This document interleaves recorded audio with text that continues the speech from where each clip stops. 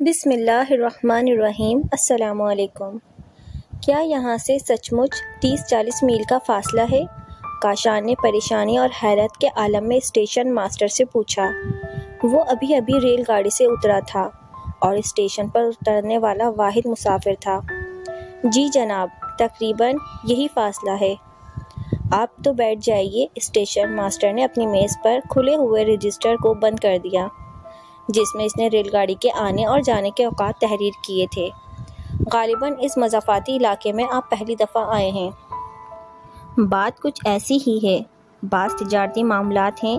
میرا خیال تھا کہ یہاں سے کوئی نہ کوئی سواری ضرور مل جائے گی، ورنہ میں کوئی اور انتظام کر کے آتا یا بالکل نہ آتا۔ کاشان پر عجیب سی جھنجھلاہٹ طاری ہو گئی۔ عجیب و غریب علاقہ تھا۔ سنسان اسٹیشن، چند مکانات جو ریلوے کے ملازمین کے تھے اور آس پاس 60 گھر جو مقامی کسانوں کے تھے۔ بات یہ ہے، اسٹیشن ماسٹر نے کہا، جس گاؤں میں آپ کو جانا ہے وہاں جانے کے لیے یہ لائن آپ نے غلط منتخب کی ہے۔ اگر آپ مغربی لائن کی ٹرین پکڑتے تو وہ چند میل کے فاصلے پر آپ کو چھوڑتی، مگر اب تو میں بڑی مشکل میں پھنس گیا ہوں۔ کیا کوئی ایسا شخص نہیں مل جائے گا جو ذرا زیادہ معاوضہ لے کر مجھے کسی طور وہاں پہنچا دے؟ اس کا امکان کم ہے۔ اسٹیشن ماسٹر نے قلم سے اپنا کان کریدا اور پھر باہر نگاہ ڈالی جہاں دن ڈھلنے کے آخری مراحل میں داخل ہو چکا تھا اور ہلکا ہلکا اندھیرا پھیل رہا تھا۔ بات یہ ہے جناب کہ راستہ سنسان ہے، دونوں طرف گھنا جنگل ہے۔ لوگ تو ہم پرست نہیں ہیں، البتہ راستے میں لوٹ مار کا خوف رہتا ہے۔ بس اتنی سی بات ہے، شاید ان میں کوئی آپ کو لے جانے کے لیے تیار ہو جائے۔ کاشان نے بے چینی سے پہلو بدلا۔ اسی پہر صورت رات میں ہی اپنے گھر کو پہنچ جانا چاہیے تھا۔ اگر فاصلہ کم ہوتا تو وہ پیدل ہی چل پڑتا۔ اس کے پاس تھا ہی کیا، بس ایک چھوٹا سا بریف کیس جس میں ادائیگی کے لیے نوٹوں کی شکل میں رقم تھی۔ ادائیگی اسے اسی دن کرنی تھی، ورنہ دوسری صورت میں اسے بہت زیادہ مالی نقصان برداشت کرنا پڑتا۔ یہ جو آس پاس کے کسان رہتے ہیں، کیا ان میں سے کوئی تیار نہیں ہو سکتا؟ کاشان نے پوچھا۔ میں اس سلسلے میں کچھ نہیں کہہ سکتا، البتہ آپ وہ مکان دیکھ رہے ہیں نا؟ اسٹیشن ماسٹر نے کھڑکی سے ایک لال والا مکان دکھلایا۔ ہاں، کاشان کو قدرے امید افزا صورت نظر آئی۔ وہ مکان دیکھیے جس کی کھڑکی سے ہلکی ہلکی روشنی جھلک رہی ہے، اس نے جلدی سے پوچھا۔ وہاں چلے جائیے، وہاں ایک کسان کی رہائش ہے، بھلا سا نام ہے اس کا۔ اسٹیشن ماسٹر نے اس کا نام یاد کرنے کی کوشش میں 2 مکے اپنے ماتھے پر مارے۔ ہاں، یاد آ گیا، اس کا نام ہے فرحان، وہ شاید آپ کی مدد کر دے۔ میرا نام لیجیے گا۔ کاشان بجلی کی طرح اٹھا۔ وہ اس موقع سے جلد از جلد فائدہ اٹھانا چاہتا تھا۔ دروازے پر پہنچ کر اسے اپنی بد اخلاقی پر افسوس ہوا کہ وہ اسٹیشن ماسٹر کا شکریہ ادا کیے بغیر ہی اٹھ گیا تھا۔ وہ رکا اور پلٹ کر اسٹیشن ماسٹر کا شکریہ ادا کرنا چاہا، لیکن عین اسی وقت اس کی چھٹی حس نے اسے شک میں ڈال دیا۔ اسٹیشن ماسٹر کی نگاہ اس کے بریف کیس پر جمی ہوئی تھی۔ اس نے بریف کیس کو مضبوطی سے پکڑتے ہوئے کہا، آپ کا بہت بہت شکریہ، آپ نے مجھے بڑی مشکل سے بچا لیا۔ کوئی بات نہیں، ذرا راستہ سنسان اور ویران ہے، آپ اس کی پرواہ نہ کریں۔ کاشان نے کہا، میرے اس بریف کیس میں بھرے ہوئے پستول موجود ہیں اور میرا نشانہ کبھی خطا نہیں کرتا۔ کاشان دل ہی دل میں اپنی بروقت چالاکی پر محظوظ ہوا۔ اس نے سن رکھا تھا کہ ایسے سنسان مقامات پر لوٹ مار کے واقعات ملی بھگت سے ہوتے ہیں۔ اس نے اپنی ذہانت سے اسٹیشن ماسٹر کو تو خوف زدہ کر ہی دیا تھا۔ کاشان اسٹیشن سے نکل کر پختہ سڑک سے ہو کر اسٹیشن ماسٹر کے بتائے ہوئے مکان کی طرف چل پڑا۔ وہ وہاں اجنبی تھا، اس لیے چکراتا اور بھٹکتا ہوا وہاں پہنچا تو وہ یہ دیکھ کر حیران رہ گیا کہ اسٹیشن ماسٹر اسی مکان سے باہر نکل رہا ہے جس کا راستہ وہ اتنی دیر سے ڈھونڈ رہا تھا۔ چند لمحوں بعد جب وہ دونوں آمنے سامنے ہوئے تو اسٹیشن ماسٹر ٹھٹک کر رہ گیا۔ ارے آپ ادھر سے گھوم کر آئے، اسٹیشن ماسٹر نے کہا۔ معاف کیجیے گا، مجھے کچھ خیال نہیں رہا تھا، ورنہ قریب کا راستہ وہ ہے جدھر سے میں آیا ہوں۔ ہاں، میرے لیے تو اجنبی راستہ تھا۔ کاشان نے غور سے اسٹیشن ماسٹر کو دیکھا اور اس کے دل میں شک کا معمولی سا پودا مزید بڑا ہو گیا۔ نہیں، آپ کا شکریہ، کاشان نے کہا اور اسٹیشن ماسٹر خدا حافظ کہہ کر اگلے موڑ پر غائب ہو گیا، مگر کاشان کے ذہن نے پوری کہانی بنا لی تھی۔ ایک خیال اسے آیا کہ جان بوجھ کر خطرے میں پڑنا غیر مناسب ہے، مگر دوسرے لمحے اس نے خود کو ہمت اور شرم دلائی۔ اگر شہر والے دیہاتیوں کو بیوقوف نہ بنا سکے تو بات ہی کیا ہوئی۔ دیکھوں گا کہ اس چالاک اسٹیشن ماسٹر اور گنوار کسان نے کون سی سازش کی ہے۔ اس خیال کے ساتھ ہی اس کی گرفت اپنی بریف کیس پر اور مضبوط ہو گئی۔ اس نے بڑھ کر مکان کے دروازے پر دستک دی۔ کسان فرحان دوسری دستک پر باہر نکل آیا۔ وہ موٹا، تازہ، مضبوط اور ہٹا کٹا تھا۔ قد میں کاشان سے 2 انچ نکلتا ہوا اور جسامت میں دگنا تھا۔ اس کے جوتے پھٹے ہوئے تھے اور وہ ایک خاکی رنگ کا کوٹ پہنے ہوئے تھا۔ وہ معمولی سے معاوضے پر راضی ہو گیا اور چند منٹ کے بعد ہی گاڑی تیار کر کے لے آیا۔ یہ کیسی گاڑی تم نے رکھ چھوڑی ہے جس کے بارے میں اندازہ نہیں ہوتا کہ اس کا اگلا حصہ کون سا ہے اور پچھلا حصہ کون سا ہے؟ کاشان نے قدرے جھنجھلا کر کہا۔ اندازہ نہیں ہوتا؟ فرحان نے حیرت سے دہرایا۔ جدھر گھوڑا بندھا ہوا ہے وہ اگلا حصہ ہے اور جہاں آپ بیٹھے ہیں وہ پچھلا حصہ ہے۔ یہ کہہ کر وہ اگلی سیٹ پر بیٹھ گیا، مگر اس نے اپنی نشست اتنی ترچھی ضرور رکھی کہ اس کی نگاہ کاشان اور سڑک دونوں پر رہ سکے۔ گھوڑا کمزور اور لاغر تھا۔ جب کوچوان نے اس کو ہلکی سی چابک لگائی تو گھوڑے نے آگے بڑھنے یا پیچھے ہٹنے کے بجائے ایک جھرجھری لی اور خاموشی سے اپنی جگہ کھڑا رہا۔ دوسری چابک پر گھوڑا کسمسایا اور گاڑی ہلنے سے مختلف قسم کی چوچو اور کڑکڑاہٹ کی آوازیں پیدا ہوئیں، جیسے گاڑی کے کل پرزے اس بے وقت سفر پر بڑبڑا رہے ہوں۔ تیسرے چابک پر گاڑی ذرا آگے بڑھی اور چوتھے چابک پر آہستہ آہستہ رینگنے لگی۔ اگر یہی رفتار رہی تو وہاں پہنچتے پہنچتے ہمیں صبح ہو جائے گی۔ مجھے تو جلد از جلد وہاں پہنچنا ہے۔ کاشان بے حد کوفت میں مبتلا ہو گیا۔ نہیں جناب، کوچوان نے ایک چابک سڑاک سے گھوڑے پر لگایا۔ گھوڑا ذرا کمزور ہے اور سفر بے وقت ہے، اس کو ذرا رفتار پکڑنے دیجیے، پھر ہوا ہو جائے گا اور آپ یوں اپنی منزل تک پہنچ جائیں گے۔ لفظ یوں پر کوچوان نے چٹکی بجائی۔ اس کا انداز تضحیک آمیز قسم کا تھا اور منزل پر اس نے عجیب طرح ہونٹ دبائے تھے۔ کاشان نے کوچوان کی طرز نشست اور طرز گفتگو دونوں کو نوٹس لیا اور ذرا سنبھل کر بیٹھ گیا۔ کوچوان اگلی سیٹ پر ذرا ترچھا بیٹھا ہوا تھا اور کن اکھیوں سے کبھی کبھی کاشان کو دیکھ لیتا تھا۔ انہوں نے اندھیرے میں سفر کا آغاز کیا تھا۔ آسمان پر تاروں کی دھندلی روشنی میں سڑک کے دونوں طرف پھیلے ہوئے ٹیلے اور گھنا جنگل دیوار کی طرح نظر آ رہا تھا۔ سامنے بھی دور تک کوئی چیز نظر آنے کا سوال ہی نہیں تھا۔ اندھیرے میں کاشان کی نگاہیں چند گز تک ہی دیکھ سکتی تھیں، البتہ گھوڑا اپنے جانے پہچانے راستے پر جا رہا تھا۔ بہت ویران علاقہ ہے۔ کاشان نے اپنے کوٹ کے کالروں سے اپنے کان چھپا لیے۔ دور دور تک کوئی آبادی نہیں ہے کیا؟ جناب، یہ سارا علاقہ بالکل ویران ہے۔ اس سڑک پر بھی کبھی کبھی کوئی سرکاری اہلکار یا ہم لوگ سفر کرتے ہیں۔ سڑک بھی سنسان رہتی ہے۔ اب تو رات کا وقت ہے، دن میں بھی یہی عالم رہتا ہے۔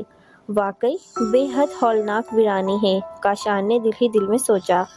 دور دور تک آدم نہ آدم زاد۔ ایسے میں اگر کوئی ڈاکو یا چور لوٹنا چاہے تو بیچارہ شکار لوٹ جانے کے علاوہ کچھ نہ کر سکے۔ یہ سوچ کر اس نے کوچوان پر نگاہ ڈالی، جو چہرے مہرے کی درشتی اور بدن کی بناوٹ سے کسان سے زیادہ رہزن معلوم ہو رہا تھا۔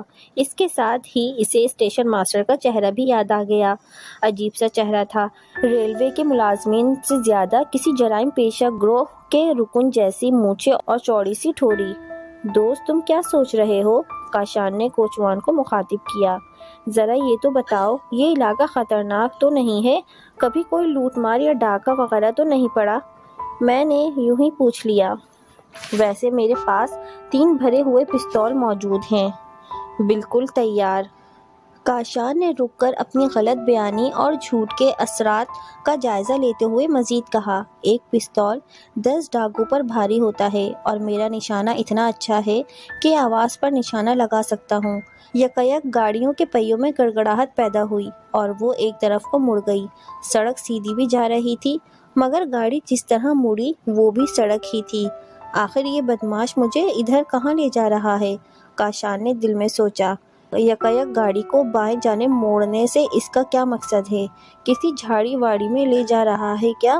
پھر کاشان نے ذرا خود پر قابو پا کر کہا، تم تو کہتے ہو کہ اس علاقے میں کوئی خطرہ نہیں ہے، مجھے تو ڈاکوؤں سے مقابلہ کرنے میں بڑا لطف آتا ہے، اگرچہ میں دبلا پتلا ہوں مگر طاقت میں کسی سے کم نہیں ہوں۔ ایک بار میں نے 3 ڈاکوؤں کو ٹھکانے لگا دیا تھا۔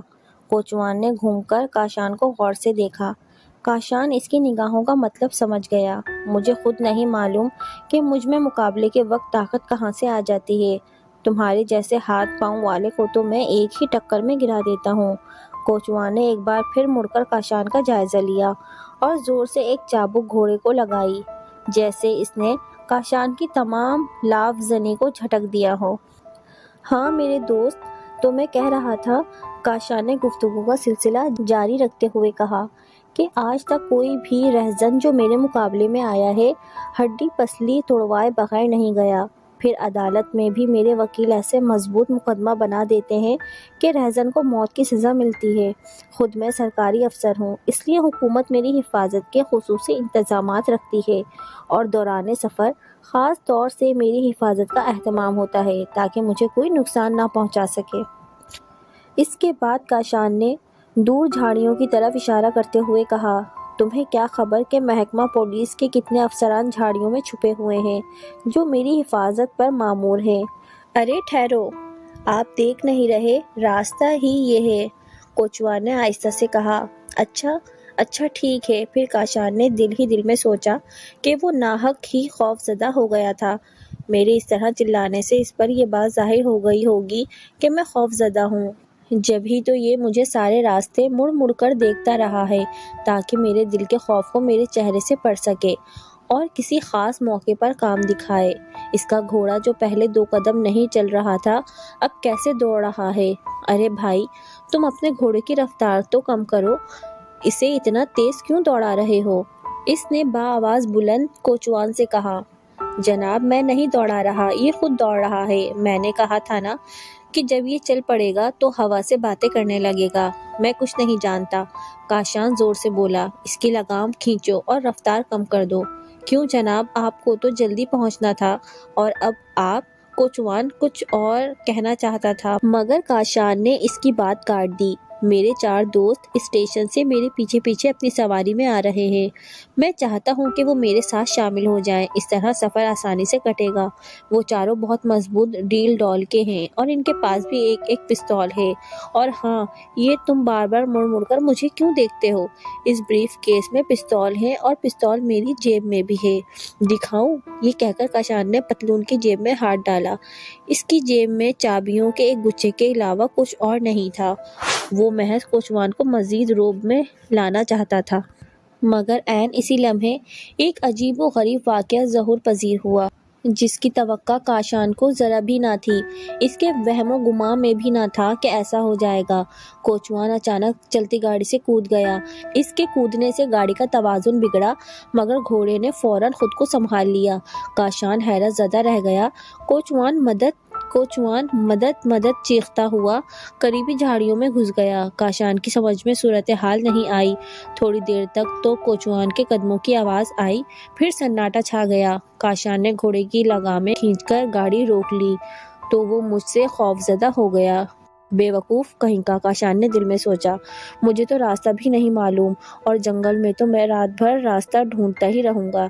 یہ سوچ کر اس نے آواز دی، فرحان میرے دوست، مگر اس کی آواز ہی پلٹ کر آ گئی، تو کیا میں اس اندھیرے جنگل میں جنگلی جانوروں کے درمیان رات جاگ کر گزاروں گا؟ یہ سوچ کر اس کا دل لرز گیا، اور پھر اس نے آواز دی، فرحان تم کہاں ہو؟ واپس آ جاؤ یار۔ اس بار بھی اس کی آوازیں لوٹ آئیں۔ فرحان کا کہیں اتا پتہ نہیں تھا، البتہ اس کی آواز دینے پر جنگل کا شور چند لمحے کے لیے رکا، اور اس کے بعد جنگل ایک بار پھر مخصوص آوازوں سے آباد ہو گیا۔ تھوڑی دیر کے بعد جھاڑیوں میں آہٹ ہوئی۔ فرحان، کیا یہ تم ہو؟ کاشان نے ڈرتے ڈرتے زور سے کہا۔